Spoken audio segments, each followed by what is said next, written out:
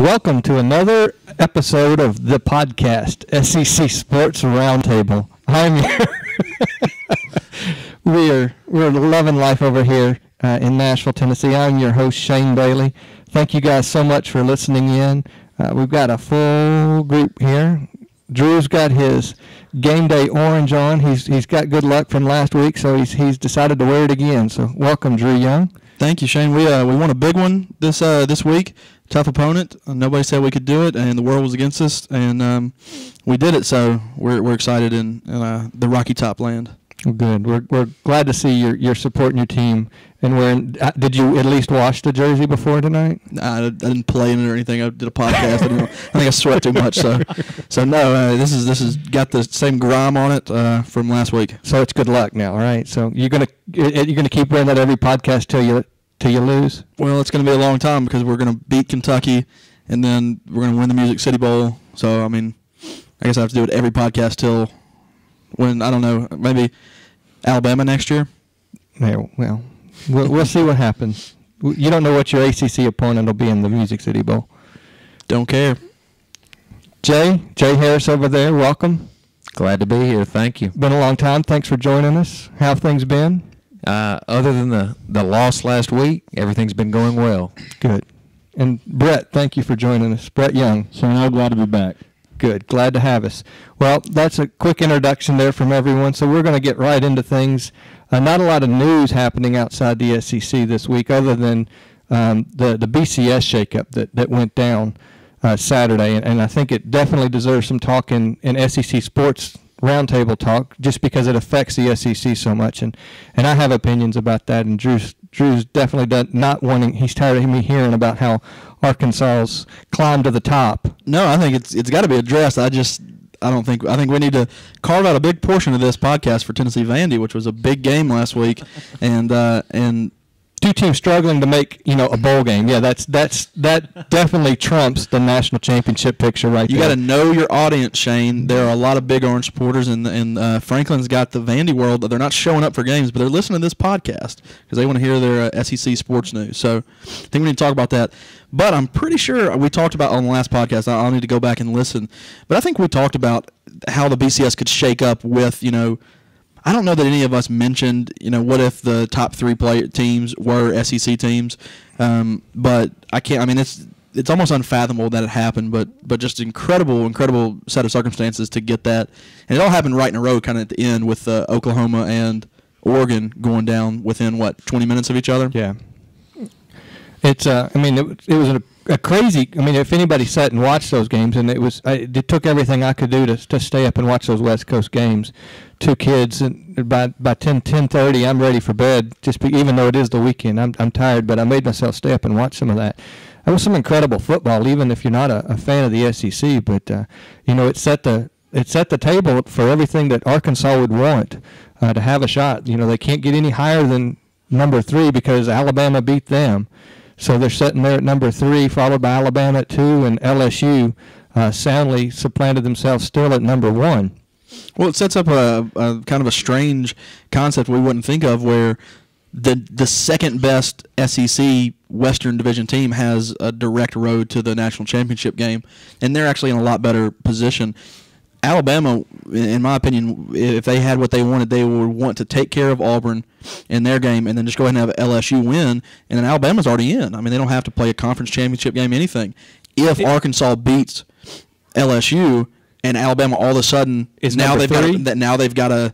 No, I'm saying if LSU rolls to like number 3 in the BCS, and Alabama somehow now is the team that is playing in the SEC championship game, that's just an extra game they've got to win to get to the same place they would have gotten to if LSU just took care of business. So let me ask you this: I think all tiebreakers say that it would go to the 7th tiebreaker, and we've covered that a number of times. So let's just say Arkansas beats LSU.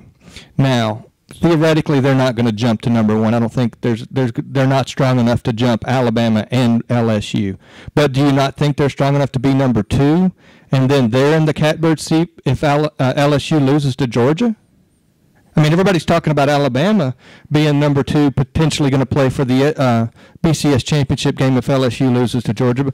But rightfully, do you think Arkansas would be the number 2 team in the country I don't think LSU jumps Alabama unless they beat LSU by. You mean Arkansas? Yeah, I don't think Arkansas jumps Alabama unless they beat LSU. Yeah, beating the number 1 team in the country. Alabama beat Arkansas, so it's going to be hard. Yeah, but they beat them early in the season, and you know that doesn't weight near as much as it does if you lose late. And Shane, this is what we'll and just throwing my 2 cents in here. You know, with Arkansas sitting at 3, LSU obviously at 1 right now, and Alabama sitting at 2. You know, obviously this is all predicated on the fact if Arkansas wins this game Friday. But you know, let's say Arkansas does beat LSU. You know, what you have to look at then is, okay, the first scenario is going to be where do those teams fall in the BCS, because that is going to, in essence, indicate who goes to the SEC championship from the West. Right. And I think what Shane's saying and what Drew's saying is, I think if LSU loses to Arkansas, I'd have a hard time. You know, I don't think we're arguing the fact that Alabama very potentially slides up into that 1 spot if they go ahead and beat Auburn.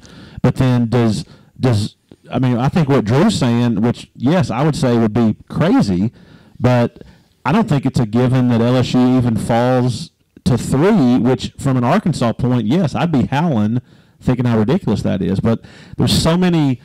There's so many ways to look at that. There's so many ways. I mean, Alabama's sitting there going, how can you put Arkansas ahead of us in there when we beat them by 20 points? Right. There's a lot of stuff you could talk about. I do think it was a huge weekend.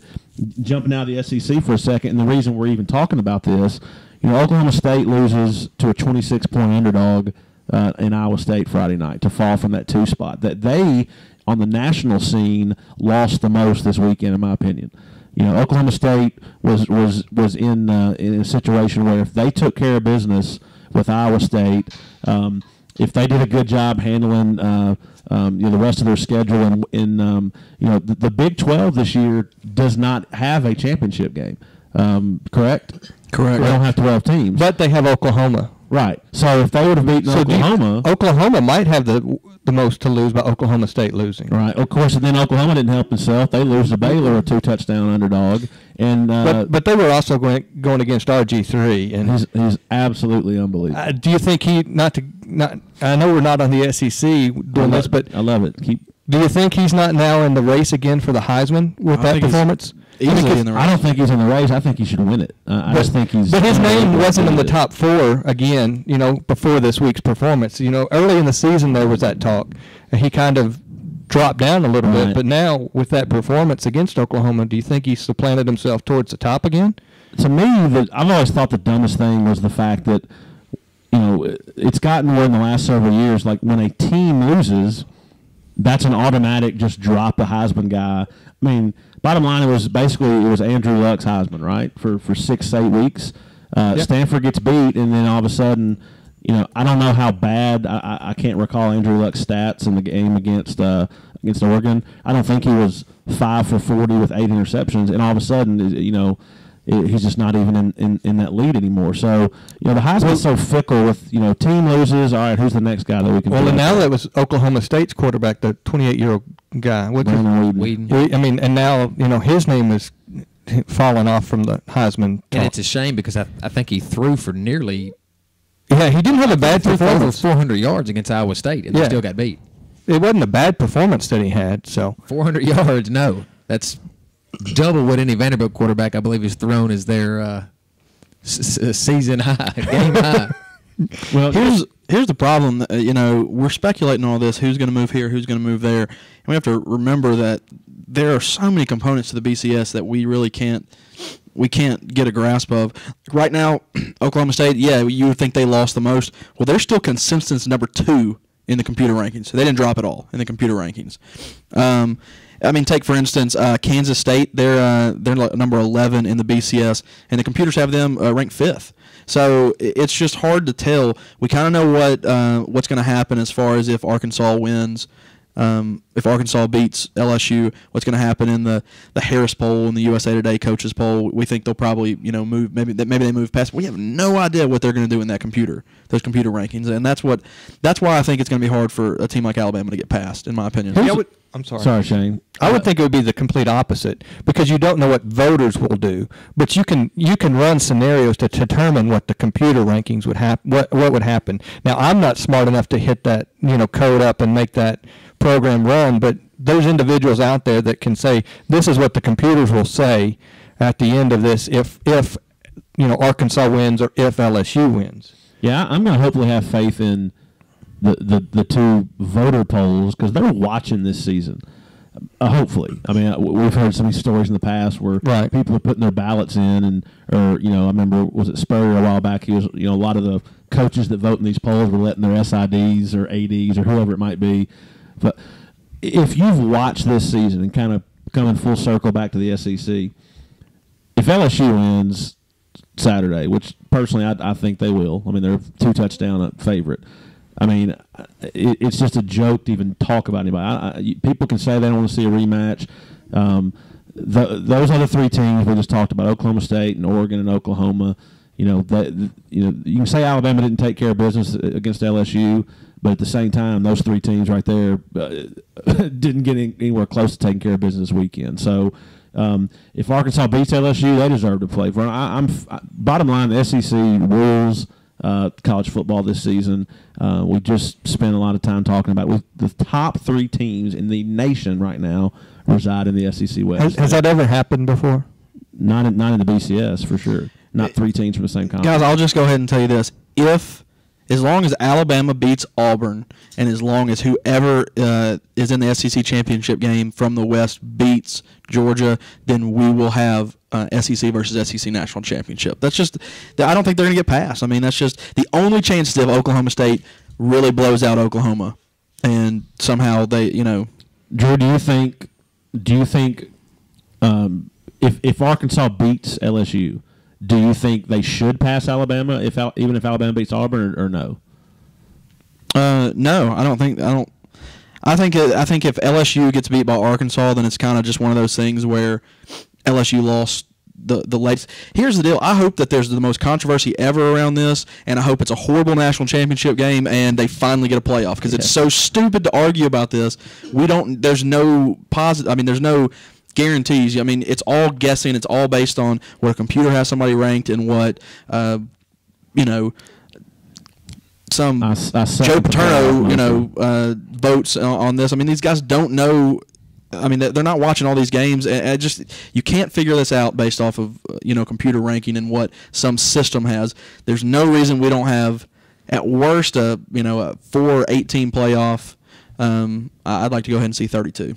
32. I'll take 16 and live forever. Well, I mean, you say that, but the BCS group met last week, and we didn't talk about that. Haven't talked about that, but they basically are tying, breaking their ties or their allegiances with the Super Bowls. I mean, not Super Bowls as in the NFL, but the Fiesta, the Orange, whatever. Sugar Rose. Yeah, I mean they're breaking those ties. So they're setting that up. I mean, I think they see that their system doesn't work, and if they want to survive, they're going to have some sort of playoff system in place at some point in the future. And I think by severing those ties, they're laying that foundation to be able to do that.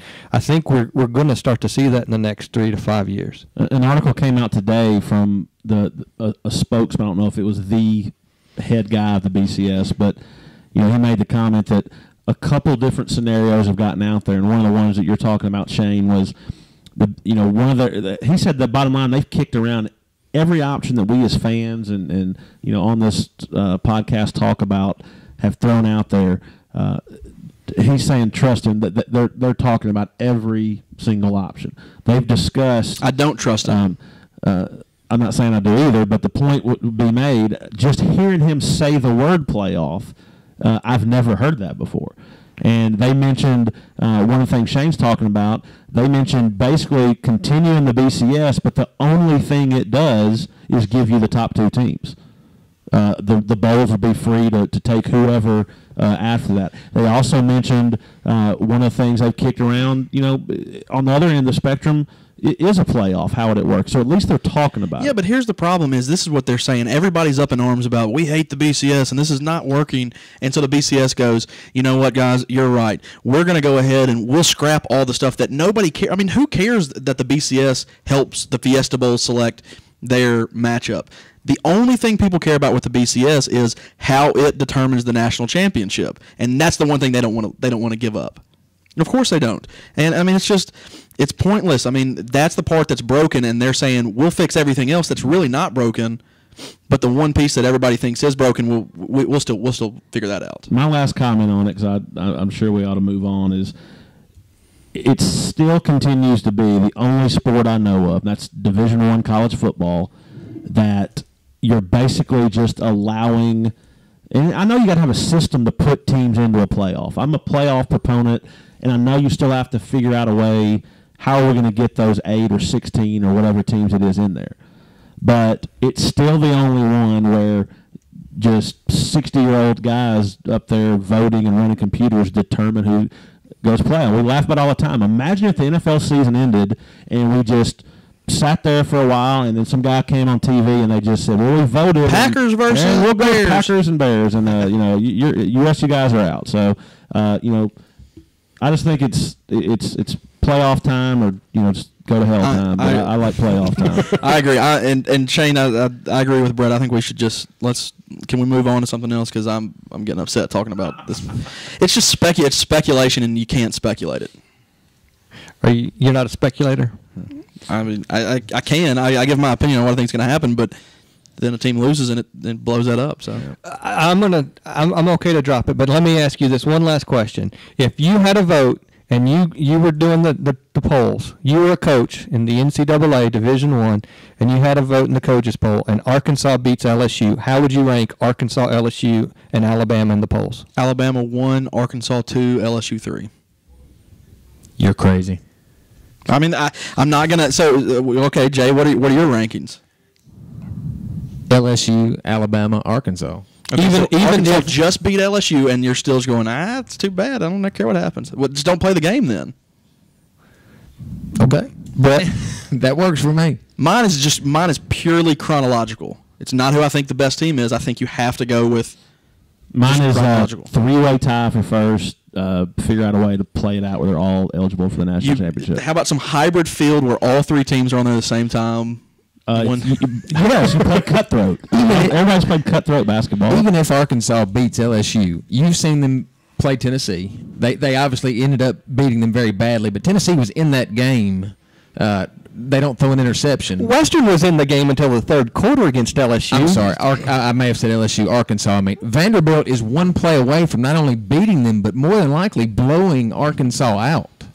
As far as quality, the best team, I think Alabama is head and shoulders above the other two, talent-wise. I think second, that if I was worried about playing as a Tennessee fan, would be Arkansas. I just don't. I've this whole year, and I said this on a podcast recently, is I need to start giving LSU credit because they are clearly the number one team in the nation. But I'm not afraid to play them. I don't think they're as good as the other teams. If they played right now, Alabama still would be favored over LSU, no doubt. I agree. Yeah. Oh well. But they lost at home, so who knows? All right, decent field goal kicker. Well, we will move on, but I just wanted to hear what your all's opinions are with that. Shane, I know what you think. Arkansas number one, baby. If you beat the number one team in the nation, I'm going to vote you number one. I mean, Iowa State number two. I mean, so is Iowa State number two? No, I would do Arkansas, LSU, then Alabama. Because let's face it, no matter how bad they beat Auburn, Auburn's proved that they're not a top 25 team. And God forbid those coaches, I don't know what they're thinking to still have Auburn as a top 25 team. I mean, they're still ranked 24th in the nation. That's just crazy. And so I can't give them the credit of beating Auburn. And so I would move them to number 3 because they lost to LSU. Granted, Arkansas did lose to Alabama, but that was early in the season. We're talking right before the SEC championship game. If you do that, you're going to number 1 in my book. That's the way I would vote. I'm going to move us on. LSU is going to beat Arkansas about 38-10. And it's a moot point. Disagree. It's a moot point at that. If LSU, even if they win by a point, it's over at that point. So that 1 point, it's over. So let's go on, and we'll cover some of the games last week. We're getting midweek here, so we're all thinking Saturday, Thursday, really. I mean, we've got football starting early because of the holidays. Happy Thanksgiving, everybody. Happy Thanksgiving to all you listeners out there, all you YouTube watchers. Appreciate it. But we'll quickly cover some of these games because really it was a puff week, and you're giggling. Do you not think they were a bunch of powder puffs? No, I agree completely. I would say you call it a puff week. Puff puff pass. Is that what we're thinking? Puff puff give. There's the honey badger. But we're getting way off track here. But it was supposed to be a powder puff week. But really, when you look at some of the scores and some of the games, and we're not going to cover them because they beat the teams they were supposed to beat, but they were a lot closer than they should have been. And, I mean, do y'all not agree? Did y'all? I know Drew watched UT Vandy. Didn't care about anything else during that time. No, unfortunately, I didn't watch Florida Furman or Fordham, Georgia State Tech. No, I didn't watch those games, but I'll go over those games for you real quick. What was the Alabama Georgia? Was it Georgia State? Georgia Southern. Alabama Georgia Southern. Alabama beat the crap out of them. Richardson had a good game. I don't know what else you can say about that. I do think here's the guy that could be kind of a quiet Heisman sleeper is Trent Richardson. I mean, he just keeps on plugging away, doing what he's supposed to do, and I think he might be the most talented player in the SEC. What else was there? Auburn, Samford. That's completely nobody cares. Yeah, but the thing about and I alluded to this, and that's why they don't deserve to be a top 25 team. They took Samford. It was 14-10 going into halftime. I mean, it's Samford. You should never. Samford and Son. Was the Son there? I don't know. The same thing with Florida. It took them late. I'm coming home. It took them late in the second quarter to even come close. Furman put up 22 points in the first quarter on them. Yeah, I mean, 54-32 win for Florida. South Carolina beats the Citadel 41-20. I mean, I understand what you're saying, but yes, when you're this late in the season, you've got just a cream puff. Yeah, sometimes you kind of sleep through the first half, and I think a lot of teams did. But Florida was down 22-7 in that game late in the first quarter. So and they deserve to go to a bowl game. Shane, let's talk about the Georgia-Kentucky game. I didn't see much of it, but it looks like Kentucky at least put a fight up. Their defense really came to play. If Kentucky was able to score anything that they probably could have beat Georgia. They had a lot of chances. And their quarterback got hurt, didn't he? He took some big licks. He kept coming back out. I couldn't tell you if he finished the game or not. At that point, I was so disgusted at Kentucky's offense that I kind of was doing some cleaning house and getting a Christmas tree down as the game was still on because I was so frustrated at that performance. But defensively, they were able to do what they needed to do to give Kentucky a chance to win. Georgia just came through and won, and Kentucky just couldn't score. Yeah, Isaiah Crowell got hurt in that game. He only had 2 carries, didn't really play. And I know Maxwell Smith I think he's going to play this week against Tennessee, but I know he's banged up. So he hit the ground hard a few times. As a Tennessee fan, I was not excited to see Kentucky only giving up 19 points. I thought that was going to be a woodshed game, as we've talked about before, and you can't say Georgia wasn't really. I mean, Georgia was looking to clinch the East. So at the same time, Kentucky's offense still continues, as Shane you well know, to be anemic, putrid, anemic. Throw the adjectives out there, but Jay, you saw Kentucky and Nashville a couple weeks back, and they just continue to be a better effort. It looked like as far as keeping it close with the ranked team, but still a pretty poor football team. When Kentucky came to Nashville and played Vanderbilt, I mean, more than having an anemic offense, they just looked like they didn't care. The effort wasn't there. Now the effort was there Saturday at Georgia. Yes, I'm talking 2 weeks ago against Vanderbilt. It wasn't there then. But Kentucky still has athletes. They're still surely have pride, and we're going to see a fight. I mean, next week is their bowl game. It is their bowl game. It's something they haven't done in how many years? 26 in a row. Yeah. So Tennessee's going to get their best shot. And UT needs that for a bowl game, do they not? So I mean, correct. So UT does have something to play for other than just being able to beat Kentucky every year. Yeah, back-to-back Music City Bowls. Heck yeah, we'll take it. All right, so we've covered those games. That leaves. We got Arkansas, Mississippi State, which I didn't watch much of that game. I know Arkansas was kind of struggled a little bit at the beginning. Well, no, it doesn't look like they did. Sorry. No, they did. They won big. Arkansas. No, I did see some of that one. I think the last couple of weeks, Arkansas has they've really turned it on. They have seen what's ahead of them, the possibilities that are ahead of them. Against Tennessee 2 weeks ago, just embarrassed Tennessee and really put it on Mississippi State as well. What was that final, Drew? 44-17. Yeah, I mean, and I think Mississippi State had to score late to even get back in that. But or as Drew said, 7-3. Barn burner. It was 7-3 in the first quarter, guys. Right, but Arkansas's playing well. 14-3. Like I said, I still think at one point it was 7-3. Yeah, at one point it was a 4-point game, guys. This big bear came and just killed everybody. It's awesome.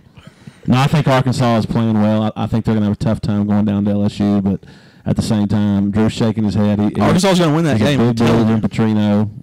I'll be willing to put a little friendly wager on that one. So book it. What was Tyler Wilson's stats? I know he had a great game. 365, 3 touchdowns. Yeah, he had a big one. And I mean, yeah, he just gets just production just from all over. I mean, 2 receivers had 8 receptions, 119 yards for whoever Greg is, some new kid. 1 touchdown. Jarius Wright had 8 receptions for 96 yards. They're glad to have him back. Who, Greg? Yes. No, right. Jarius Wright. He was out for a while with an ankle or I something. think he might be the second leading receiver in the SEC now. Yeah, he's and his completion percentage is still up there. I mean, 32 of 43. Yeah. So they did pretty well on the run game as well. I watched quite a bit of that game, and Mississippi State kind of disappointed me. I was expecting more from them. Well, that's what I mean. Broken record all year. I mean, could you say that about it the whole year? That's true too. Yeah, I mean that's a team that definitely hasn't lived up to expectations. I mean, Fire Mullins. Mullen. Is it Mullen or Mullins? Singular. Mullen. Follow the singular Mullen. Well, and this week they're laying out all the cards. They're putting their hashtag on the end zones. Did you hear about that? Of course, it's the Egg Bowl. The Egg Bowl. We'll cover that game here in a few minutes. But in the end zone, they've got hashtag or number sign Hail State in the end zone. So social media. Where's it going, man? I don't know. Hashtag SECSRT. Is that what you're saying? Yeah. Can we get to the Game of the big week. game? LSU? No, the big game of last week. LSU, right? No.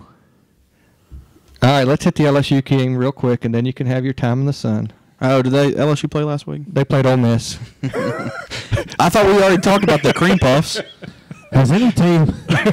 I mean, we can officially say Ole Miss has mailed it in. I mean, they did anybody notice LSU was up 52-3 with over 3 minutes left. It was like 6 minutes. Yes, it was like 5 knees. Ole Miss was taking knees, right? No. LSU was taking knees with 5+ minutes to go in the game. Yes. I'll tell you this. I'm not a football coach, besides the flag football. But I'm telling you, I've played plenty of PlayStation games against my brother over here. And the ultimate way I've ever tried to rub it in on him is when I've had a big lead and start taking knees like with 5 or 6 minutes to go. So, yes, I understand that. I'm sure that Les Miles' intentions were good to say, hey, we're not going to try to run the score up on you. But they're on the 5-yard line taking knees with – I mean, not just like 3 knees and then run one play. They turn the ball over on purpose. That's like saying, look, man, I'll let my little 4-year-old brother win a series or 2 here. It's ridiculous. I mean, you're exactly right, Brett. That was just I've never seen that. Yeah, that was the worst. Would you say that was a backhanded compliment? I don't want to rub it in, but I'm going to rub it in by taking a knee with it ended up being, in my opinion, just worse. I mean, you're in my opinion, Les Miles is obviously doing what he thinks is the humane thing to do. You're correct. Yeah, I would have if I was Houston, I'd punt on first down after that. No, I mean, here's the deal. But I guarantee if Houston Nutt told his guys, I think his team right now is laughing at him. I mean, are they getting after it? No, I mean they are absolutely brutal, and you know I hate that Blair's not here to you know have some of this Ole Miss just you know he would be all over as they yeah. are, but of course State's doing so bad too. So no, I thought it was. You know, I thought it was something that Miles thought was the right thing to do, but yeah, I mean, it ends up making you feel like that they're playing a high school team or something. They're horrible. Yeah, it was an embarrassment. Okay, so now I'll Do you need a drum roll or anything, Drew, or you just want to go straight into it? Or? No, I just think this is a very interesting game. I mean, I'm not gonna, you know, I'm saying tongue in cheek about how it's a huge win, and I'm excited for the win. I think Vanderbilt's a better program, but a lot of the talk right now is Tennessee celebrating like they won the Super Bowl by beating Vanderbilt. But I thought it's a very interesting game. It's a great game to have good fodder back and forth between Tennessee fans and Vandy fans. I think that both sides feel like they didn't play their best game and kind of gave the other team a chance. You know, Vanderbilt, I'm sure, thinks, oh, we didn't play a good game. Tennessee didn't beat us. We beat ourselves. Whereas, as a Tennessee fan, I'm sitting there thinking that's about as bad as we could play and still win the game. So, probably what you would expect out of two teams right now that are, you know, not the cream of the crop when you're talking about all the good teams in the SEC, that this game comes down to who makes fewer mistakes to win the game. And I thought that they both made huge mistakes, but, I mean, Vandy shot themselves in the foot 2 times at the very end of the regulation and then in overtime. It was a weird football game. I mean, there were plays that were made that just made you shake your head. I mean, you don't see many 100-yard interception returns for touchdowns, which – you know, terrible pass by Bray, but Vandy's guy made a nice play on it. His thumb was hurting him? He threw his glove off after that and said he's never wearing the glove again. But I don't. I mean, it had to be the glove. Unless he was wearing mittens, I don't think you could have the gloves don't fit. That, so they were mittens. They didn't have fingers in them, man. That's the problem. You know, Vandy basically has an 80-yard, which wasn't a touchdown. Got tackled for 1, but for whatever reason, Vandy's lineman. I mean, you can debate the fact that having to do with the play. The answer is no, but Vandy's lineman took a just running like Jimmy Snuka block at the back of a guy's knee. And he should be ejected 40 yards behind the play. Which Yeah. I agree. I mean, I've seen the play dissected by Vanderbilt fans, of course, and they say it was actually a legal block. But yeah. I say the same thing. I mean, I laugh, and not that I don't say it's a legal block. You know, they say he actually, if you really slow it down, he got his head in front of the guy's knee. But the bottom line is the Vanderbilt player's almost going in for a touchdown, and we've got an idiot making a clip probably to another lineman 50 yards behind the ball. And we're talking about a team that is supposed to be smarter than anybody in the SEC making plays like that. At least by ACT scores, right? That's exactly right. I want to go watch that play again because I guess my first comment would be if anybody even remotely thought that was, you know, can say and argue that was a legal block, I would laugh. But, you know, that's the funny thing is I'm sure I've said before, that had nothing to do with the play.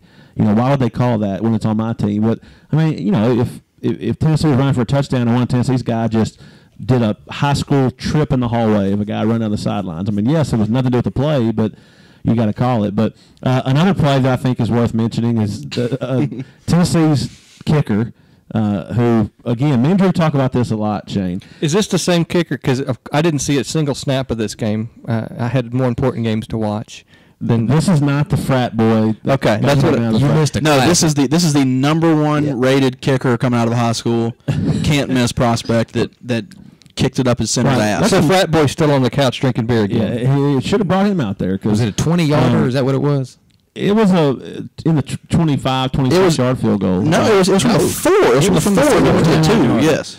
Well, I've never seen a lower kick. I mean, that's the first thing I'd like to say is the Vandy's the guy that ended up getting the run. The kicker blocks that if he doesn't kick it below his armpit.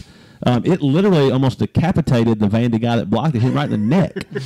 But who wasn't jumping at the time. But then Jay, follow up on that because just you watch Vandy for years now, and just I've never seen that ever because usually the guy that's 1 inch from the ball gets the block in the first place. Right. I talk to Brett all the time about he was really down when Tennessee lost last year to LSU and North Carolina in dramatic fashion, and I told him I see those types of games several times a year, and that's the truth. Who would have ever thought that Vanderbilt would block a kick and lose because of it? And that's exactly what happened. Vanderbilt blocked. I think Vanderbilt guy actually did get a hand up. I'm not sure if it hit a Tennessee lineman or not, but I thought the Vanderbilt lineman actually got his hand up. He got his hand up, but his hands were up here and the ball hit him in the neck. I mean, it was that low of a kick. I still consider that a block. Absolutely. Obviously, I'm going nuts. Vanderbilt has the ball up 7. I think they run it back to maybe the 15 or 20, so hoping Vanderbilt can run a few plays. About 6 minutes Yeah, left, get a first right? down, punt. And, of course, there's a flag down. I'm thinking, what in the world can this be? And the referee, it is an obscure rule that I'm fairly certain you guys don't have a clue about. I surely didn't. That the only person if that you can, asked them, they knew it beforehand. wrong. The only person that can run into the kicker is the person that blocks the kick. Very smart rule, in my opinion. Yeah, I mean, if you don't get a piece of the ball, then why should the rule be any different? It doesn't matter what happens after the fact. No, And but here's the crazy bottom line. play, It crazy shouldn't have been play. running into the kicker. It should have been roughing the kicker. Well, that is true. Yeah, and Tennessee obviously goes on. I'm somewhat surprised. I mean, just moving the ball up a yard or two, that they went for the touchdown. I thought surely On the Derek Dooley, I heard his exact quote. He said, after kicking one that I know he wanted to say we kicked it up our center's he said up our center's tail though. They said they had no confidence in the field goal kick. Here's the crazy thing is you talk about Vanderbilt on some crazy plays. The very next play was not a very good thrown ball to Derek Rogers, who made a highlight circus one-handed spinning catch. By far the play of the game. you're pretty much one-on-one with Vanderbilt's best cornerback, Casey Hayward, and a guy that will probably play in the NFL. And I'll give it up for Derek.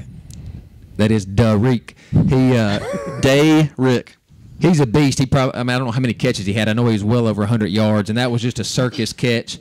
That I'm not going to say he made it look easy, but he actually did make it look easy. Just tipped the ball up to himself, made a great catch. I don't think anybody other than Tyler Bray, Worley, or Sims probably wouldn't even have made that throw. Tyler Bray just has something, I guess, magical with Derek, and they made a nice play, and that was the play of the game. Right. I'm going to give him some props. I've been hard on him. When Hunter went down, Rogers, and he still had a great year. He's leading the SEC in receiving yards. But I think he could have done more. I mean, he's had some fairly significant drops. Had a big drop in that South Carolina game when Worley made a nice pass on a deep ball. I thought he literally was the best player on the field Saturday night. No doubt. Both sides of the ball. I mean, he looked like and probably will be an NFL receiver. So I want to make sure I give him some props after ripping him on Twitter for the last couple of weeks. And here's the deal is he gets double teamed a lot too. I mean, without another option on the outside. The other side, you're like, Zach Rogers, are we going to – I mean, they could just not guard him and be fine. Derek Rogers is an incredibly good receiver. Right. Well, and obviously, Shane, here at the end, I know you said you didn't watch a ton of this game, but you being the only probably unbiased one of the group, even though you're not a huge Tennessee fan. He's going to go with what are your thoughts on the? I mean, there's a lot of ways to look at the interception in overtime. I guess just lead us off with in terms of was the right call made? Should they there's a lot of weird stuff going on in that to review or not to review. That is the question. What should have happened? And I know we'll all have opinions, but from a non-Tennessee or Vandy bias, what do you think? Well, I have a bias, but unfortunately, I did not have a dog in the fight. We'll say that. But what I really hate about the whole scenario is that play was put in someone else's hands. It's not that the right or wrong call was made. It's that the officials clearly blew a whistle to stop a play when they should not have done that. So in essence, they themselves have made themselves the story because they caused a controversy. It wasn't anything that the players did other than, Vanderbilt did what they were supposed to do. The whistle blew. They stopped playing. Incorrect. They didn't. I mean, that's not. There's no Vanderbilt fan out there that can say that the tackle would have been made if the whistle didn't happen. He was 15, 20 yards in front of people. And that's a fast defensive back running. I don't disagree with you, but the bottom line, the rule book of NCAA states that the play should have been was called dead. It indeed was called dead. I don't care what he does. Well, here's what Shane said. Shane said the officials kind of inserted themselves and made them the story. Well, here's what I'm saying is for the very first time, the officials said, let's let the players on the field decide how the game should end and not let our mistake fix it. They said, did you blow the whistle? The guy said no. He clearly lied about it. That's fine. Tennessee made the interception, scored a touchdown. Don't screw Tennessee on a technicality. But you can't do that. If you can do that, if you can break the rule, then what I would like to do is for James Franklin to review the last play. I'm sure he could find some type of holding, block in the back, something on the line, hands to the face, and nullify the whole play. But the reason he can't do that is because it's a non-reviewable play. Period. Yeah, and I, you know, we've talked about this. I don't disagree at all. The correct moral call was made. The guy, I mean, he made a great interception and scored. Vanderbilt would not have. I mean, they would not have caught him. There's no doubt about that. They wouldn't have had a player past the 50-yard line. But if you go watch the YouTube, the official actually runs. He waves his hands. He runs up and he pats the ground where he thinks the fumble occurred. And the Tennessee defensive back is on the 50-yard line running with a convoy, and he's patting the ground. Yeah, I would say this. I would say, first of all, the physical right call was made. His knee did not touch the ground. It was 2 feet from it. All right? By the rule book, they blew it. They did. I mean, I still haven't heard. But I mean, the head of the SEC officials did say there was a whistle blown. It was just funny to me. It was kind of like, I don't know if I have a great example, but if us four, you know, we break one of these chairs sitting here tonight, and Drew's wife comes down and says, you know, did one of y'all break one of these chairs? And we all just go around the room, and every one of us said, I didn't break it. I didn't break it. I mean, it was like that official, they asked him, did you blow the whistle? And he just kind of went, no. Well, and hopefully we won't hear, we'll just beep, beep, beep, you know, on the thing there. Yep, because of beeping whistles. Well, I couldn't make a whistle sound. My point is, Tweet. I think the right call got made, but I don't totally agree with Drew, even as a Tennessee fan, that, you know, would I have been pissed if the roles were reversed? Here's the thing: you go to Tennessee roles were reversed. Oh my God! Oh, come on, Drew. Here's the problem is, and this is probably going to translate horribly over radio. And Brett will know what I'm talking about. Like last year in fantasy football, we had some weird tiebreaker that if you didn't have the same number of games played versus the teams you're tied with, even if somebody was undefeated against those teams, then they don't get the tiebreaker. It goes to the next one. And everybody agreed that the rule was stupid and that Team A that was undefeated against those teams was the most deserving to get into the playoffs. Yet we said, well, that's what the rule book says, so we got to stick with that. Well, that's crap, man. It was a horrible call. I don't care if the rule book says, you know, if you blow a whistle, then I accidentally blew a whistle 75 yards behind the play. Let's just go ahead and screw Tennessee. If the rule's stupid, Tennessee won the game. Let's go home, man. What if a Vanderbilt player, which they weren't, what if a Vanderbilt player could have made the tackle and didn't and pulled up? They would have said that. They wouldn't have made that call then. They would have reviewed it and said, we heard a whistle, but they would have said the Vanderbilt guy may have made the tackle, so you know, no touchdown. We're going to assume he got tackled at the 5. We're going to give him a 95-yard interception return for stats. But Vanderbilt got tackled him at the 5. I will say that, you know, correct me if I'm wrong, Vanderbilt had the ball first, correct? Yes. So even if they did not score, Tennessee could have chipped a field goal to win. Well, that's there we go. You got the field goal. We could make a 21-yarder. Some of the Tennessee message board folks were debating, saying, look, all we got to do is run up the middle 3 times, make a field goal. And I'm thinking, you know, hell, we can't even make a field goal. Make a 20-yard field goal. What I will say is this, and I think y'all will agree, I think one thing this proves from a refereeing standpoint, really the biggest mistake and really the only mistake you can make anymore as a referee that can't be fixed is to blow your whistle. I mean, I don't even. Why would you even? Need whistles anymore? If somebody totally gets tackled in a big pile, you can tell it. Everybody waves their hands. You stop. Think about that. Well, that's the only thing you can't really review is the fact that I screwed up and blew my whistle. Are they not told basically, when in doubt, don't blow the whistle? I mean, that's what they're. I'm not 100% sure there was a whistle, to be honest with you, but you thought it was a shrill bird. No, there's a lot of birds in Knoxville. Yeah. So. Bottom line, good win for Tennessee. Had to, a must win for Tennessee. And lastly, I know we've been talking about this game for 25 minutes.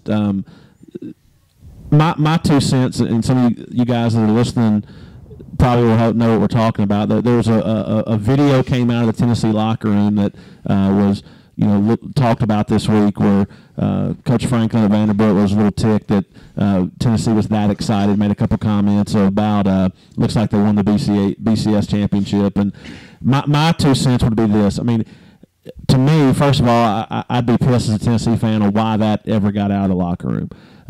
I don't think what you're doing. I bet every team that wins a game, nobody just walks in there, puts their pads up, and say, "Good job, guys. See y'all Monday." I mean, I guarantee you there was nothing different that was said there. At the same time, as a Tennessee fan, am I a little disappointed that our program is where it's at right now, where we're having to go that crazy over in a win where we've beat a team now about 27 out of 28 years? Yes, I think we've fallen a little bit, but I've got no problem with what was said in the locker room, whether I was a Tennessee fan or not, because I think that was supposed to be for the locker room. It's a much bigger problem with however that video got leaked and got out. But Vandy wants to use that as motivation for next year. That's fine. They should use that as motivation. But I don't have any problem with Dooley being excited that they won the game. Yeah, I don't have a problem with what he said either. I imagine James Franklin would say something very similar and just hope that it doesn't get out. But obviously, I also hope that James Franklin has that plastered, everywhere, playing over the loudspeakers next year when they play Tennessee. So I guess it's unfortunate that it got out, but I think a lot worse than that is being said across the country every Saturday after football games. Sure. Here's my opinion on it.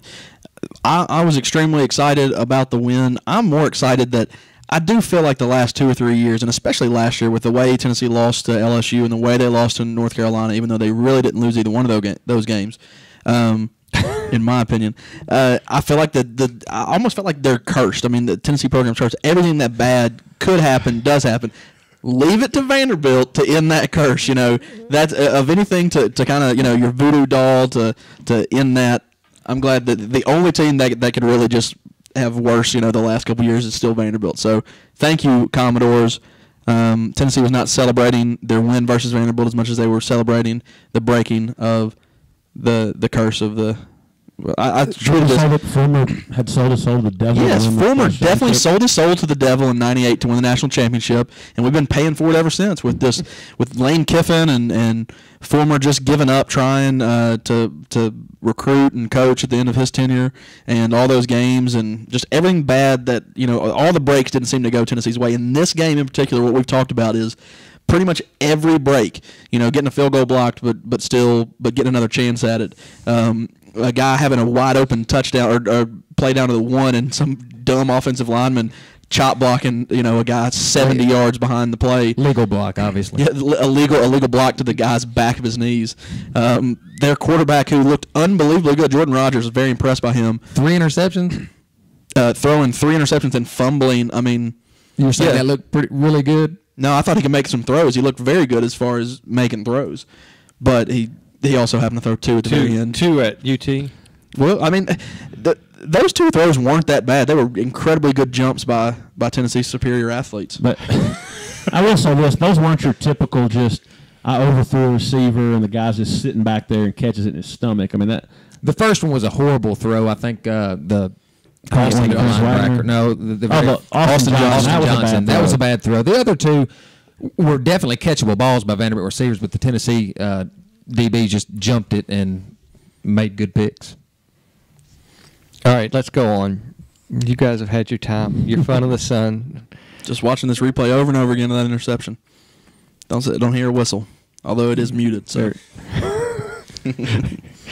Well, let's take a look at the week ahead, and I guess I need to be better at this, but there's lots of ways to find SEC Sports Roundtable, and I got to get that out there because we would love to have more people listening to the podcast. We sit here and we do this out of fun every week, but we hope you guys are enjoying it as well. But you can find us on iTunes at SEC Sports Roundtable. If you do a search on podcasts for SEC Sports, we're pretty high up there on that I still can't figure out why there's one guy that hadn't had a podcast in 2 years ahead of us.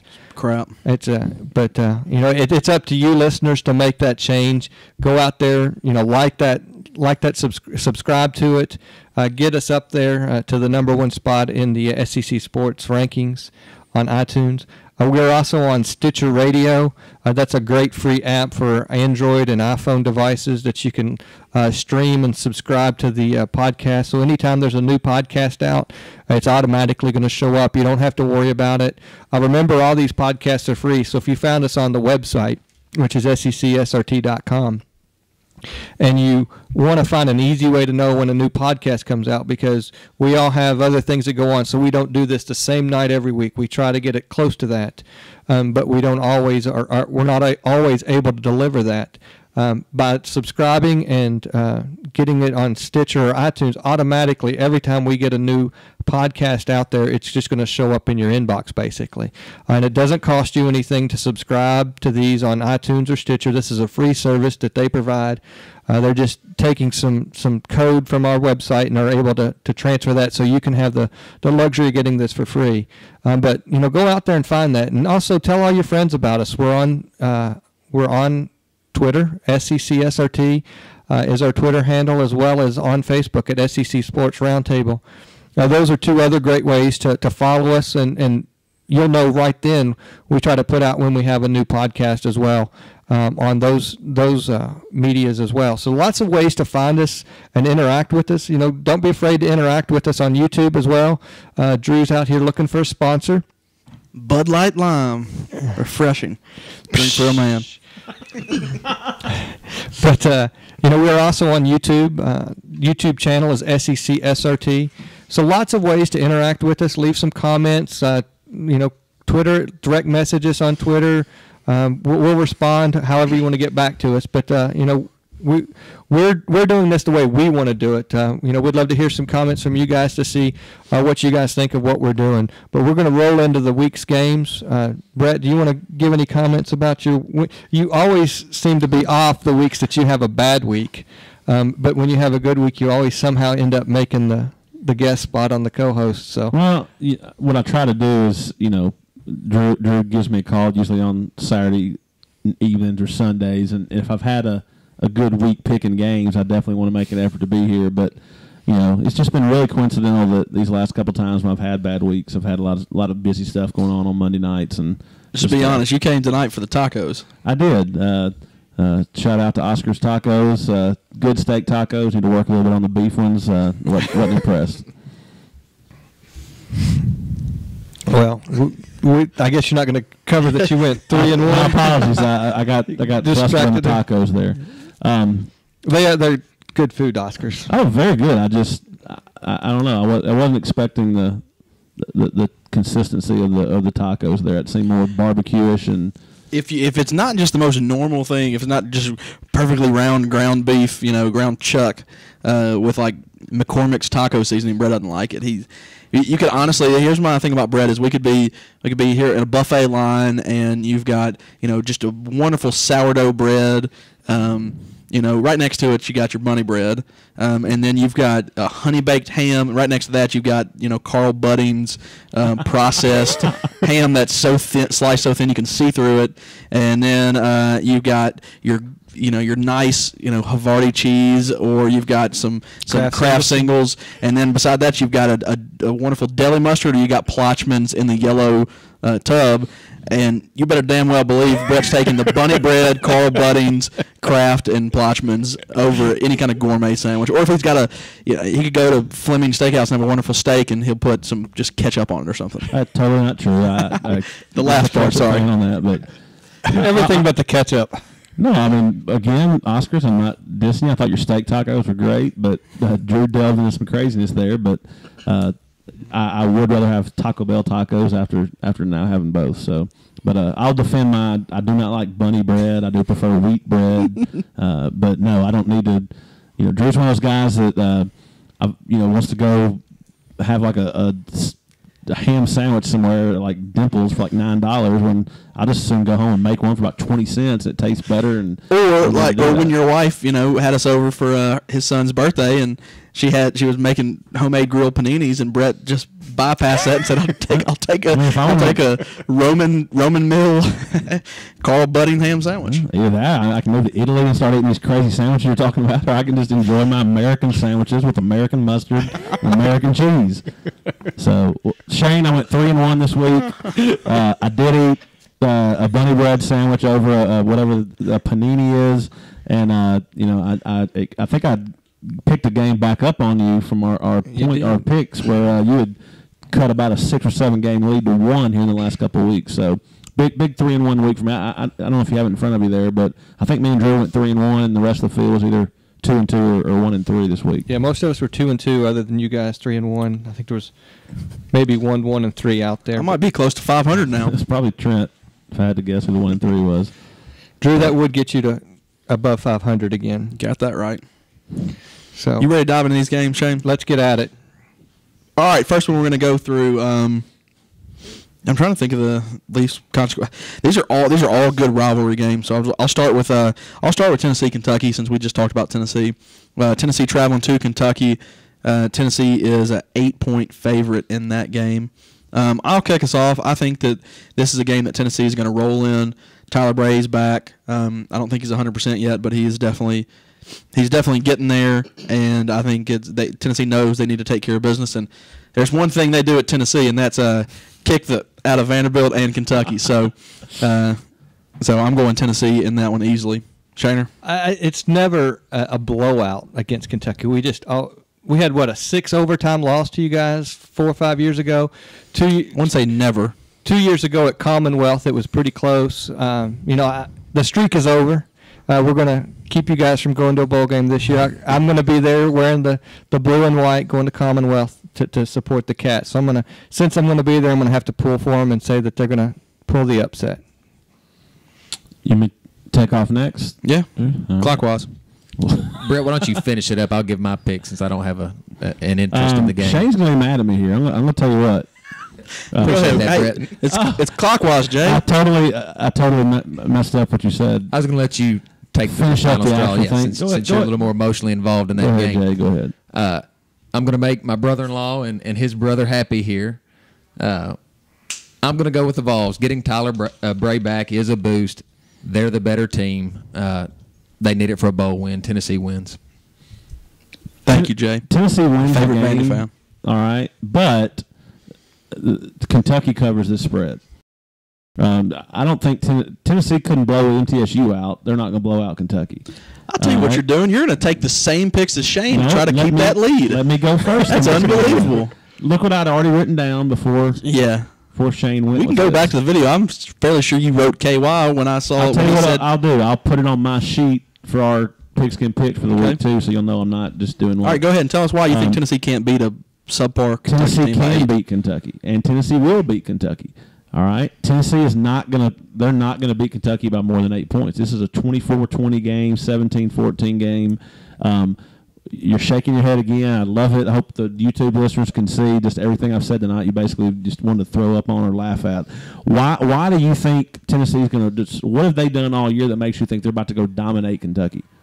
Tyler Bray, Derrick Rogers, newfound running game. They're hanging 60. I love it. I hope I'm wrong.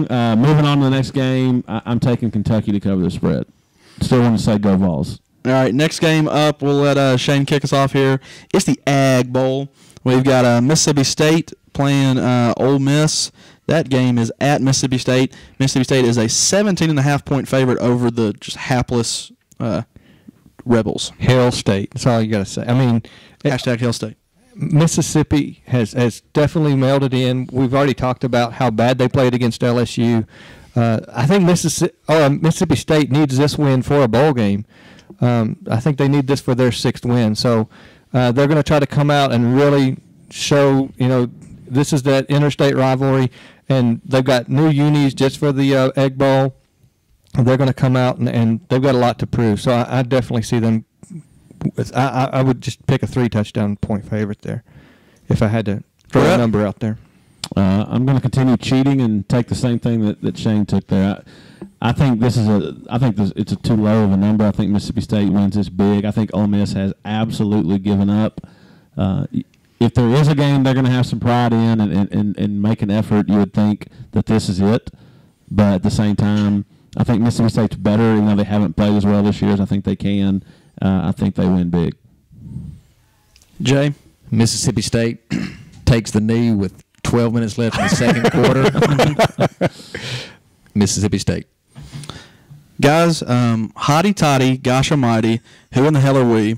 Flim flam, bam bam, Ole Miss by damn. Ole Miss covers this spread. Book it. Did you know that? No, I Googled it. I was impressed. I think Ole Miss, it's the Egg Bowl. They get up for it. I don't think that Ole Miss is very good, but I think if there's any game that they're going to come out and play, I think this is it. And it's too big of a game for a 17.5-point spread, in my opinion. There we go. Yeah.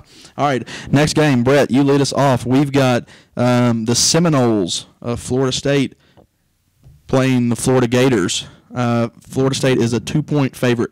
And that is at the Swamp, correct? That game, my friend, it's at Florida, which I saw that line today and was a little surprised. And Florida. I think Florida's had a down year. I don't think Florida is as good as they have been, obviously, in the last couple of years. But I just watched Virginia beat Florida State as a 17-point underdog at Florida State.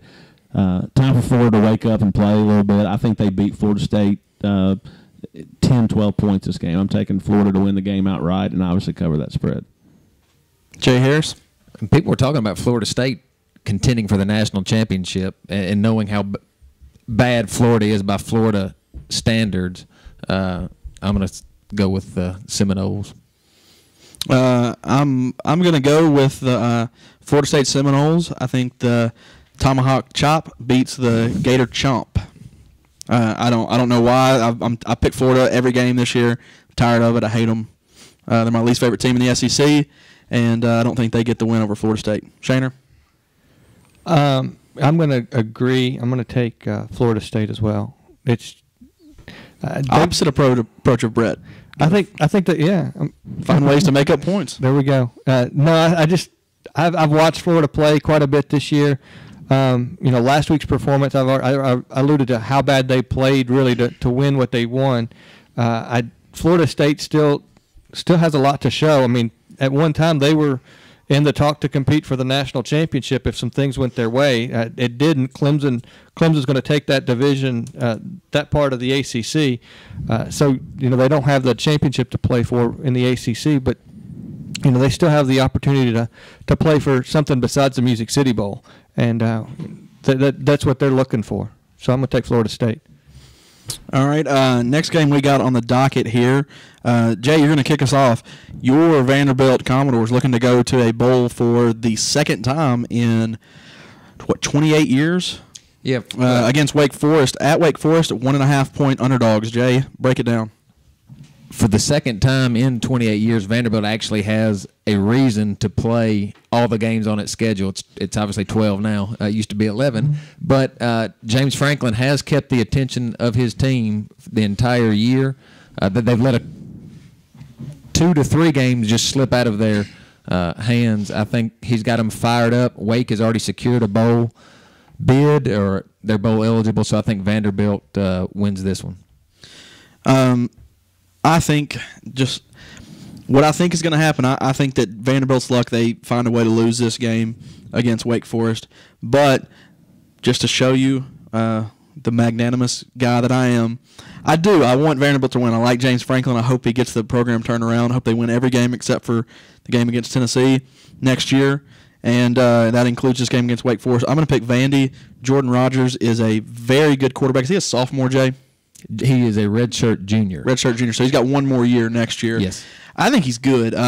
He looks like I'll tell you, he scares me a lot more than Larry Smith would. So Jordan Matthews, the receiver, and Chris Boyd, 2 good receivers. I still think they've got they have pretty good secondary players, but their defensive line, not impressed. Linebackers, okay, they still have that one Marv kid, right? I think they've got 2 other starters that have been out for pretty much the entire season with injuries. Yeah, but I don't know. I'm quit making fun of them. They're the worst of all time.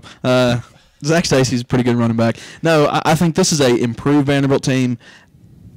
I think pretty much the attitude of the players, the way they play, and the coaching staff have them as a team that's back. The only thing that's not really reflecting that is, one, the support they get from their fans, and two, wins in the win column. I know they've won 5 games, but they haven't won any of the close games that were kind of up for grabs. They took care of the teams that they should have taken care of, and they got over the hump and won that Connecticut game, things like that.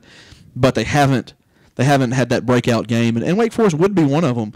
Going on the road and playing a team like Wake Forest, who's not the best team in the nation, but they are. It would be a quality win and something to hang your hat on going into the bowl game and going next year. I'm taking. It's funny, I talked more about it than Jay did. Taking the Vanderbilt Commodores, get it done against Wake Forest. Shaner?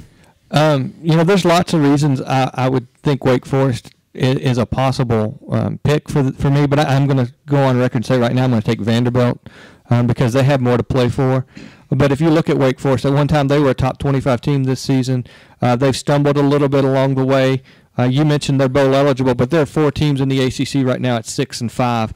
So they are potentially competing for the Music City Bowl as well. So they don't want that lower tier bowl game. So they do have something to play for. They've had a somewhat disappointing season to be a top 25 ranked team and no longer being there. But I think Vanderbilt has more to play for. They have a lot of weapons on defense, and I think at the end of the day, Vanderbilt's going to win by a touchdown. What is the spread of this game, Drew? 1.5 point spread, Vandy favored. That's what I'd seen it or saw it today. That's why I seen it, boys. That's what I'd have made it. When I seen it today, my thought was, this is a game again where I'm not on the same old Vandy boat. I've seen them play enough this year where it's not the same old Vanderbilt team. And I agree with Drew. I still don't think they've got a signature win. I think they've won 5 games against 5 teams they were favored to beat. I still am going to pick Wake Forest. I think Wake Forest is a decent football team. I think Vandy is a decent football team. If this was at Vanderbilt, I'd pick them to win, but it's not. And I think Wake Forest wins a close game and disappoints Vandy in keeping them at that 5-win mark. So I'll pick Wake Forest. Hater. That's what Chad Call will be saying. I'm going to follow you, man. You don't pick them every game. All right, next game. I'll jump us off here. We've got Georgia Bulldogs, who have clinched the SEC East against Georgia Tech. Georgia is a 6-point favorite in this game. I think that the option is going to be a little tough to handle, but I think Georgia pulls through, wins the game by more than a touchdown. Better just real football, not this triple option crap. So I'm taking Georgia to win by more than 6. Shaner? Yeah, I don't think Georgia's going to let up a whole lot. They're going to keep the pedal down, so to speak. Georgia Tech, they are a top 25 team. They're 8-3 overall, so they're not a slouch team to come up against. It's is it at Georgia Tech this year? Yes. So that you're giving them really 9 points if you take in the home field advantage. That's getting kind of high, but I still feel confident in Georgia and the Bulldogs. I don't know what Isaiah Crowell's status is. Have we heard, is he going to be able to play? I think that'll affect them because their run game. Well, I say that, but they also had a running back last week that wasn't there for personal reasons. It'll be back this week. That'll help them out. So I'm just talking out loud at this point, and forget that they've got a running back situation implanted. So even if he's not able to go, I still am confident with Georgia. Yeah, I don't think Georgia Tech's as good this year with that option as they have been. They still got a good quarterback running it, but watching them play some, they've been in a couple of these Thursday night games. Saw them against Virginia Tech, I think it was. I think they're a good, solid team. I just think Georgia's better. Georgia, to me, this year, one thing that probably has not got talked about as much, and y'all can disagree or agree, I think Georgia's defense has been a big reason for their late season run. They've won, 9 in a row? And I know we've all talked about just the luck of not having to play any of those big 3 teams out of the West. Yep. But at the same time, you reel off 9 straight games, winning every SEC game after that South Carolina loss, and it's an impressive run by Georgia, and I think they cover that against Georgia Tech. Yeah, I can't believe I'm saying it. Georgia's underwhelmed me this year, and they've won 9 games in a row. But I'm going with Georgia Tech. The triple option, man, if they can score early, I mean, Georgia Tech, I don't know what they rush for, but I'm going with the Yellow Jackets. Period. Period. Book it. I like it. All right, we'll go right on to the next game. Shane, lead us off. We've got South Carolina playing at home against Clemson. South Carolina's 4-point favorite over the inept Clemson Tigers from last week. Yeah, I mean, for a team no team has unimpressed me more than Clemson to be 18th in the nation. Clinched it's them and Virginia Tech in the ACC championship game, correct? If Virginia wins this week, I was only about 7 feet from the mic on that one. I apologize. Virginia Tech, the winner of that represents. I don't know what their divisions are even called, but the winner of the Virginia Tech game. Atlantic and Coastal are the division names. Right. Or whichever one they're in. The winner of that Virginia Tech game wins that side. So I guess that would go to the tiebreakers because Virginia's 5-2 at this point, and Virginia Tech 6-1. Right. Yeah. So Virginia wins, they'd have them heads up. So that's where it'd come from. So they're gonna play somebody in the Coastal Division. I think Clemson has it wrapped up, but no team has unimpressed me more than Clemson to be the championship in their division in all of college football, and I don't see it really as bad as they've played some games to be 9-2. They're very lucky to end up in that situation, and I don't think they're going to be able to add a 10th win at least in the regular season. So I'm going to take South Carolina. I agree. Here's what happens when a porous defensive team from the ACC or the Big 12 or the Pac-12 plays a good SEC team. I think what you're going to see Saturday is a South Carolina butt whipping. I think South Carolina wins this game big.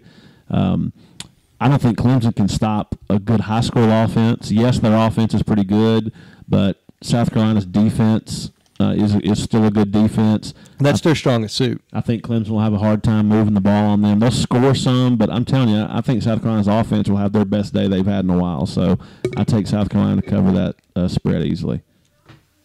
I don't think South Carolina's offense can have a good day and get on track. I'm going with Clemson. Dabo Sweeney. You just wanted to say the name. Yep. I think that Clemson wins this game. Former Tennessee commitment Taj Boyd rolls over South Carolina. They have no offense, and Clemson does. So taking Clemson Tigers. They got a wake-up call last week against NC State, and they're ready to go. Poor pick, Drew. Poor pick. Well, we'll see. I'm the one with a 500 record in picks, Brett, so probably should be listening to me. All right, next game. It's fairly, I don't know. I mean, some people it's a pretty good rivalry. I think they call it the Steel Bowl or the Iron Bowl, something like that. We've got Alabama. Is that at Alabama or is that? Just lost all our Alabama and Auburn listeners, by the way. Kidding, man. I'm sarcasm, guys. Try to get it. Bama, 21-point favorites over Auburn. Kind of just a disgrace to how good of a rivalry this is. Brett, lead us off. Alabama -21. This is the game I wish you had brought me up last. I literally, as I start speaking, have no clue who I'm going to take. I think Alabama's definitely the better team. This game is at Auburn. It is, in my opinion, I don't think anybody's listened to us up north, so I think it's a bigger game than Michigan-Ohio State. No doubt. It's the biggest rivalry in college football, and I don't know, 3 touchdowns. I agree with Shane. I think Auburn's pretty bad at times. I just get the feeling that this game at Alabama might be a 38-7 game, but I think Alabama having to go to Auburn, obviously still having a ton to play for, but I think Auburn's going to be ready to play. They're going to be excited to play. I think Alabama wins the game, but I do not think they cover the 21 points, so I'm taking Auburn to cover. Jay? Auburn is going to be ready to play. They do have good athletes, but this is the last time voters are going to see Alabama play before the BCS championship game, more than likely. And I think Nick Saban's going to absolutely try to put it on Auburn. They're not going to just run the ball. They're going to try to turn some heads and prove why they should be in that national championship game. So 21 points is a lot, but I'm going with Alabama. Jay, that's a very, very good point. I'm going to take Auburn in this game. I think it's the Iron Bowl, very similar to this to the Egg Bowl. I think Auburn's going to get up. They're going to do the best they can. I think that Saban is the one coach that doesn't worry about these style points. I think he's going to try to win the game the best way he can. And if that's running it every play or passing every play, it doesn't really matter. I don't think he cares about the spread. I don't think he cares about impressive wins. He's going to go to the best he can, and I think that plays into Auburn's hand to cover this spread. So I'm taking the Auburn Tigers. Shaner? I disagree. We that just got us off YouTube. That's too quick. Nobody saw it. Pointing at me. Yes. The Auburn. I mean, we talk about the home game in the line as 3 points, but when you talk about Auburn, Alabama, I think it is I would give 4 or 5 points to the home team just because of the crowd that and the excitement that this game brings to each other. I say that, but this is the last time, and Jay's right, that style points come into play. And whether Nick Saban says that or not, he knows that if they have a chance to get to if all these scenarios happen and Arkansas beats LSU, that he needs every single style point he can get to have a chance at the national championship. And he's not going to be afraid to run Trenton Richardson. He's going to run his offense and just keep running up the score if he gets if he has that opportunity, and it depends on what Auburn shows up. But with that being said, I'm going to say Alabama always is the team that's going to show up, and I'm going to take Alabama. All right, that takes us to, in my opinion, the game of the century. We've got LSU playing at home against the number 1 ranked LSU Tigers, playing at home against the number 3 ranked Arkansas Razorbacks, in a game that really can determine, can change the landscape of college football as far as who's going to play for the national championship. Brett, did you just lead us off that last one? Jay, lead us off on this one. Arkansas obviously has it rolling. They've got great wide receivers, but LSU has a better secondary, better than Alabama's, better than anybody in the nation. I think that Arkansas's strengths play into LSU's strengths, and I think LSU is just has an overall better team. So I'm going with the Tigers. My opinion on this game is I think that Arkansas. Let me just cover my thumb over this spread real quick, and I'm looking at LSU versus Arkansas, and I think there's a good shot that Arkansas wins outright. I actually think they will win outright. I get 12 points to play with on this. I'm definitely taking Arkansas to cover this game. I think that I'm still just not sold on LSU. I think they're a good team, but I think their luck runs out. They're going against the offensive juggernaut, and I think Arkansas wins this game. Brett, we're going to go to you next. I'm a little confused on how you're not sold on LSU yet. I don't know, man. Because Tennessee almost beat them in overtime last year. 11-0, beat Alabama. I don't know what they're going to need to do, but they hadn't played that tough of a schedule. They only played Alabama and. Is the line 12 on ours? 12. All right, it was 13.5 yesterday. So obviously, some people are definitely money coming in on Arkansas, but I'm going to stick to what I said earlier. It wouldn't surprise me if Arkansas plays this within a 12-point game. It would definitely surprise me if LSU doesn't win this game. Both teams with a ridiculous amount to play for. Both teams with not only conference championship hopes, but national championship hopes. And I think it just comes down to the fact that I think LSU is the better team. And I agree with a lot of what Jay said. I think that what Arkansas does the best in a lot of ways is really going head-to-head with what LSU does the best. It's not like it's Arkansas' strength with their passing game, but LSU's weakness is their secondary. I haven't really seen a big weakness for LSU. That they've played in big games. They got a crazy coach who's not afraid to do anything. And, like I said, it wouldn't surprise me if LSU wins this game by 20. At the same time, it wouldn't surprise me if Arkansas stays close. But I do have to pick one side or the other. Is that right, Shane? That's correct. I don't get to go both ways. Well, it depends on how you talk about your picks after the fact. This is trtrue. Yeah, Brett's the only person who goes, I think I'll take LS Arkansas on this. What? You didn't give me a win? I know. I'm pretty feisty in this competition. I appreciate everybody, following. I'm sure they again, if they've stayed with me and Shane this year, they've made themselves some money, right? That's that for sure. Broke even if they did with me without true. having to They've pay lost the juice. But anyway, I'm going to end my 7-minute talk here on this game, and I'm going to take LSU to cover. I guess you saved me for last because I've been on Arkansas's bandwagon all year. I just pulled up. I thought it was only fitting, Shane. Well, thank you. I just pulled up LSU's schedule, and I'm looking for a quarterback. Oregon has a really good quarterback. The rest of the season, I don't think they got to play. When UT played LSU, Bray was out, correct? Correct. Auburn, nothing. Alabama, They hadn't faced a good quarterback. they have not faced a good quarterback. They're going to get lit up, aren't they? That they have a great secondary, but they've not seen. And Oregon's not quarterback's not a traditional passing quarterback. So. No, he's that option, do whatever, run up to the line, get a play off quick. They've not seen Tyler Wilson, and they've not seen somebody like that in that caliber that's going to be able to throw that ball wherever he wants, whenever he wants. It's going to be up to LSU to apply a lot of pressure to him quick so that he is rushed and not give those receivers time to get open. But, I'm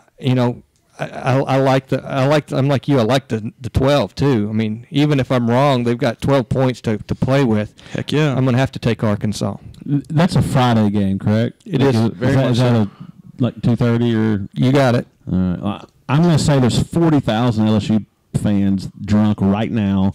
Hats off to you. Happy Thanksgiving. They're just going to skip Thanksgiving. And I don't care. Drink all night. I don't care if they play at 2 a.m. It's going to be rocking. The more I think about it, LSU wins by about 4 touchdowns. I'm going to go even farther against you guys. So I just get to give them because I know y'all are not saying this, but it's like in the last 5 minutes, Drew basically thinks LSU just hadn't proven anything to him. Shane is picking Arkansas to basically win outright, and I think LSU dominates this game. And Drew and Shane get a 1-week suspension for terrible reporting. Brett, I'm a 31-year-old overweight, bearded, unemployed guy that runs a podcast either out of his Nolensville house or goes to his buddy's house in Franklin, Tennessee. I don't claim to be just a genius at this stuff. I think Arkansas is going to win. You know what? If I'm wrong, it doesn't really matter because I'm doing a podcast again next week. And You're not invited. I'm disinvited. Well, you'll be wrong too, Shane. Oh. So, So yeah, you're definitely not invited next week. Thanks, guys. Watch us be in a pinch and need you to come in no matter hey, what. buddy. Do you need to call the Hogs to get back on for next week? Yeah. Oh, pig. Sweet. That's the worst call to the pigs too. Is that you said? You just went, whoa, pig, suey. My apologies. Oh, Now we just lost all our Arkansas listeners. yeah. No, I love Arkansas. I've worked so I'm hard to Arkansas get them fan. this year, Yeah, I know. And I have no allegiance to Arkansas whatsoever. But I picked them early on, and I've stuck with them. And the scenarios are playing out, so we'll see what happens Friday. Just a couple short days away. As always, we close up shop by throwing it around. Drew, we'll end up with you before I close it out. Because I think you got some movie reviews to. All right, everybody's favorite part of the podcast coming up. So, Brett, anything that you want to close us out with? Open mic there. Sure. 2 quick things. My oldest son, or my only son, oldest child, Aiden turned 10 this weekend. Friday night, one of the more fun 10-year-old birthday parties. Went to a little indoor arena over here. Actually, Drew and Jay were along for the ride, and it's like a 60-yard indoor synthetic turf. Just do whatever you want to do. I mean, Soccer goals, flag football. kick field goals, play flag football. So obviously the kids had a good time, but late in the party there, and the kids were eating cake and stuff, me and Drew and Jay and my other brother-in-law Josh got in a little 2-on-2 full field flag football for about 8 minutes, and I am still sore from that. So several long sprints, and I believe I uncorked about a 75-yard throw to Drew there late in the game and glanced off his fingertips. But we did should have laid out. Should have laid out, but the little controversial. We ran the option. I thought I ran it to perfection, but as we went into the end zone for the winning score, Jay said it was an illegal play and we shouldn't have been able to rush. But had a great time there, and then got to go back in time a little bit. I grew up, a little bit of a redneck, and obviously loved wrestling.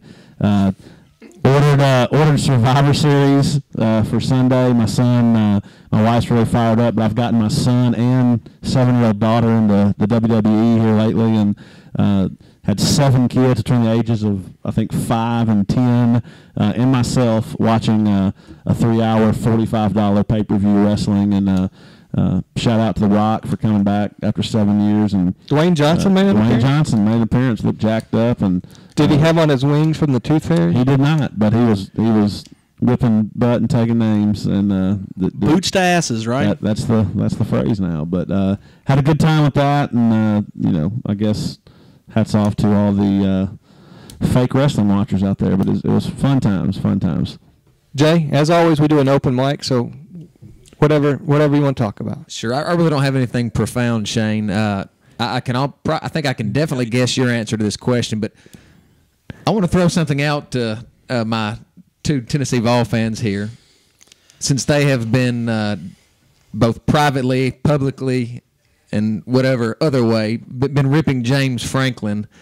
He's obviously breathed life into this Vanderbilt program, won 3 more games than anybody expected. So I want to put them on the spot right here. Would you trade James Franklin for Derek Dooley right now? As what, like a neighbor or a football coach? What? No chance. No, Derek Dooley, 100%. There's nothing that James Franklin has shown me as a coach that shows that he's any better than Derek Dooley. Dooley still has better recruiting class, and James Franklin's good at getting his players pumped up to lose a game at the last second. So no, I'm taking Derek Dooley. Homer answer. I'm sticking with Dooley. I like his haircut better than James Franklin. I think James Franklin's done a great job at Vandy J, but y'all can keep him. It's the pants, right? I like James Franklin as well. If he wants to come on our podcast, welcome him, and I will suck up to him and won't say anything bad. So Shane, I will extend it to you. Would you take him over Joker Phillips? Yeah. I'd take him over Joker Phillips, too. I mean, I like Joker Phillips, but, I mean, you would expect a Joker to have more life into that program, to be, raised in Kentucky, playing for Kentucky, been an assistant there forever. You would have expected to see more. For Franklin to come in and bring the excitement that he did to West End, I couldn't imagine what would happen in Commonwealth. When you have a team like Kentucky that, up into the last few years never went to bowl games, and you still sold out an arena that had 60+ thousand, fans in there watching the Kentucky Wildcats lose, to have somebody that could bring that kind of excitement to Lexington. I mean, you're talking what we would experience in basketball arenas up there, and I would say yes. Thank you for being honest, Shane.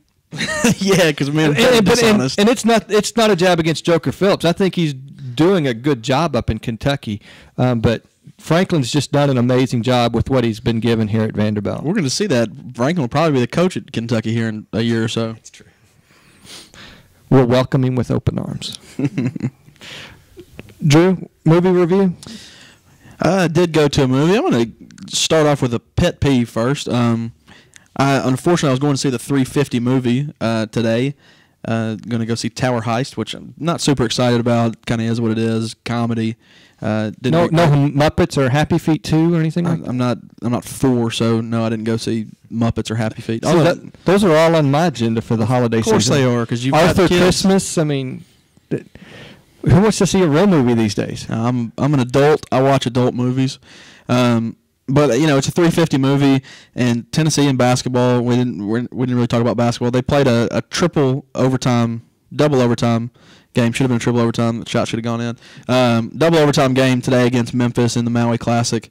Invitational. Was it invitational? Invitational. Sorry about it. Brett will correct me on that if I say anything incorrect. I like what Scott Van Pelt, I believe he's the one that said it on ESPN.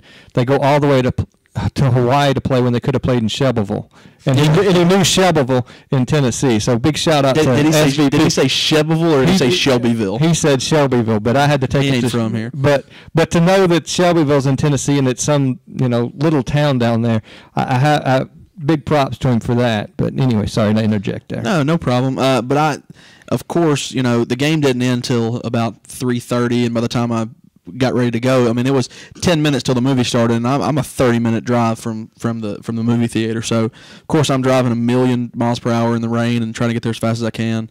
I got buddies who are already there, saving me a seat. I get in the line, and you've got your right line and your left line, and at the time there's 4 ticket takers or ticket salespeople, and of course, as soon as I get in line for about 5 seconds, one of my ticket salespeople leaves. So now I've got one person in my line. It takes me a good 15 extra minutes to go through. I get the lady, I get the people are in front of me buying their ticket. They want to go see something. It's sold out, and they just sit there going, let's see, what movie are we going to see now? What do you think about? I mean, I literally they're just taking so much time, and I just want to be like, all right, get the hell out of the line, man. I'm trying to see a movie here. Of course, I get up there. My movie's sold out. I have to buy just some random ticket. I think I bought a ticket for Courageous. I don't know if that's what that's about or anything, but the numbers, guys. Anybody listening from the box office reports, give Courageous. You need to subtract $5.50 from it and add it to Tower Heist because that's what I really went and saw. Went and saw that movie. Didn't get to see preview, so I can't comment on Dolphin Tale 2 or anything. You just do not do anything legally at the movie theater, do you? What are you gonna do, Shane? There was a seat saved for me. It wasn't good. It all goes to the same place. Why let it go to waste, right? Exactly. I did have the Gatorade bottle stuck in the front of the pants to sneak in. Refused to pay for a drink there, $9. Here's what we need. We need Carmike Cinemas to be our sponsor, so you can just get free movies and popcorn. Carmike Cinemas, yeah. Isn't that who it is? And aren't they are they Regal? They're Carmike and Thoroughbred. Yeah, I'd absolutely love to. Love to get them online here. They should, because of my wonderful reviews, probably get people to go see them.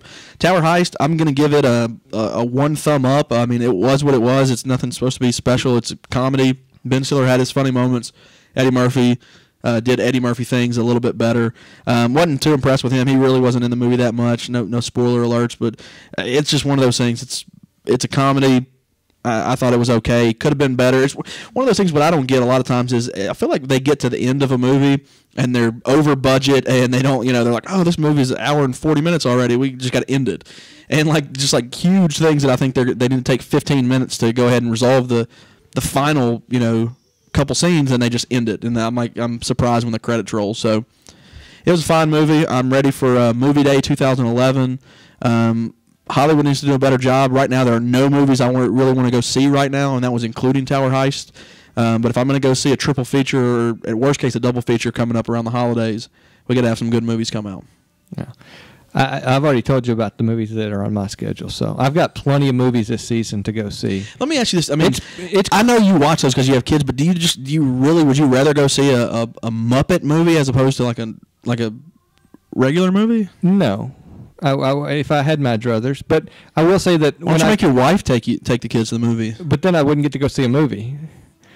Take the kids, put them in the theater, and you go to see something by yourself. Yeah, that wouldn't fly in the Bailey household. Come on. Yeah. Harper's 3, right? She's older than that now. I have to think she's 4. she's 4 going on 20. But no, it's all kid movies for me. We rarely even get a date night movie night anymore. But that's the joys of being a parent, and I'll take it. But I'm not going to go on about that. I'll spend my few minutes thanking everyone for listening in to SEC Sports Roundtable. I want to wish everyone a joyous and happy Thanksgiving holiday. While you're standing in those Black Friday lines, we hope you're listening to our podcast to help waste the hours that you have to spend to get those deals. And I hope you get the laptop or big TV or iPhone or whatever you're out there to get, that you're able to get that, and we're able to help pass that time along. Drew, what you got? Shane, one more thing. I want to go around the table real quick. Start with Brett. Give me your first plate of Thanksgiving dinner. What's going to be on it? My first plate will be a ridiculous amount of dressing, gravy on top, good pile of turkey, macaroni and cheese. Probably won't have much room, a little bit of green beans, and about 5 whatever type of rolls we have, and a 80-ounce glass of sweet tea. Jay? Dark meat turkey, lots of stuffing, and a roll. All right, that's a good one. I'll go ahead and say I'll have some turkey. Don't really distinguish between dark or light. Honey baked ham. Have a roll or two. A couple deviled eggs. Macaroni and cheese. Another starch. Probably not enough starches on there, so probably have to throw some mashed potatoes on there. Shaner? Well, the Bailey household does Thanksgiving completely different than anybody else. Pizza. Thanksgiving Day, we were actually having a couple friends over, and I think I found out today that the menu consists of lasagna soup. So I'm having lasagna soup, whatever that is, for Thanksgiving. I think the Pilgrims had that in their first Thanksgiving, didn't they? And Squanto. We brought that over. and we actually do our Thanksgiving meal on Fridays. Because when you have large households, some people are familiar with this, that you can't spend all day at one, and I go to 3 Thanksgiving dinners all on one day. But we don't do the traditional one, and the only thing I know we're having is a pork tenderloin as opposed to turkey. So after that, I can't tell you what we're having, so I can tell you I'm having lasagna soup and pork tenderloin. All right, that's the most original answer. I love it. So yeah, and I will not have any turkey through the Thanksgiving holiday. I don't even know if we're going to have a ham. So anti-turkey, huh? Yeah, we just don't do the turkey. Do you not like it, or would you enjoy a big Thanksgiving meal? Or growing up, we always had in my family. We always had. It's the wife. It's not going to throw her under any bus. I would never do anything like that to her. Come on, this is an hour and a half in. She's done listening. She's not listening after minute 2. After she does the intro. After she does the beautiful intro. And as late as it is, I don't know if she'll get the intro in tonight. But no, her family, they have. A couple different Thanksgivings from her sister's side, and all of that. So they have the traditional Thanksgiving dinners, and so they go left field there. They do something different. They do the turkey and dressing at a different day, and then for them they do pork tenderloin or filet or prime rib or something else. So I can't complain with it. I had turkey for 30 some odd years. My family's in Florida, and I'm not going to drive down to Florida for never eat turkey again. It's okay. Single day. So I know everyone just loves that rambling I just did. I loved it too. But again, thank everyone so much for listening. And I'm going to say that my Twitter handle is @PShaneBailey. If you wish to follow me personally, you guys throw that around real quick. You guys can follow me at @DrewYoung20, @JHHarris22. And come and see me at @BigBYoung. All right, with that, guys, you all have a wonderful holiday, and we'll talk to you soon.